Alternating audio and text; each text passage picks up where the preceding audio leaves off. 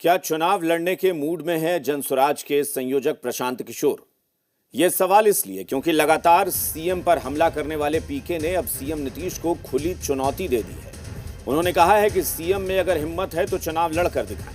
CM जहां से चुनाव लड़ेंगे मैं उनके खिलाफ वहां से चुनाव लड़ूंगा। अब प्रशांत किशोर के इस बयान पर सियासी घमासान छिड़ गया है। पीके की सीएम नीतीश को खोली चुनौती। सीएम के खिलाफ चुनाव लड़ने को पीके तैयार।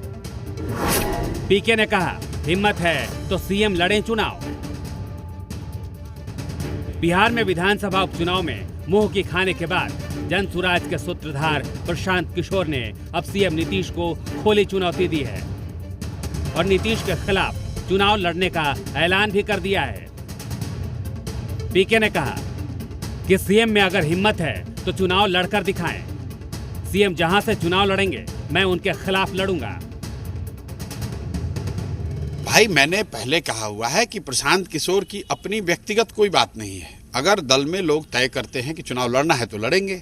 व्यक्तिगत अगर हमको चुनाव लड़ना हो तो नीतीश कुमार अगर लड़ते हो चुनाव तो लड़ेंगे जहां पर वो लड़ेंगे तो, लेकिन ये तो लड़ते हैं नहीं डर के मारे। ये तो विधान परिषद से आते हैं पिछले दरवाजे से।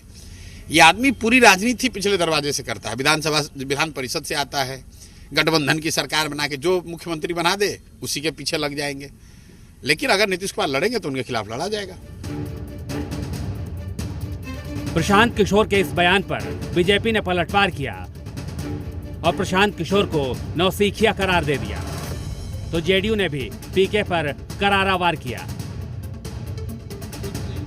श्री प्रशांत किशोर जी, आप अभी तक ग्राम पंचायत के चुनाव नहीं लड़े हैं और आप चैलेंज करते हैं कि जहां से माननीय मुख्यमंत्री जी चुनाव लड़ेंगे मैं वहां से चुनाव लड़ूंगा।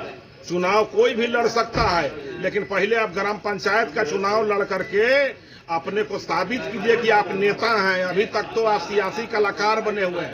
ये राजनीति है साहब। कभी चुनाव लड़ा है क्या?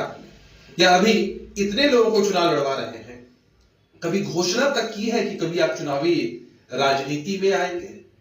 नीतीश जी को चैलेंज करने से पहले जरा हमारा ये चैलेंज स्वीकार कर लीजिए कि अगर प्रशांत किशोर जी चुनाव लड़ते हैं और किसी भी दल की तरफ से कोई अदना उम्मीदवार भी जाता है तो भी प्रशांत किशोर अपनी जमानत तक नहीं बचा पाएंगे।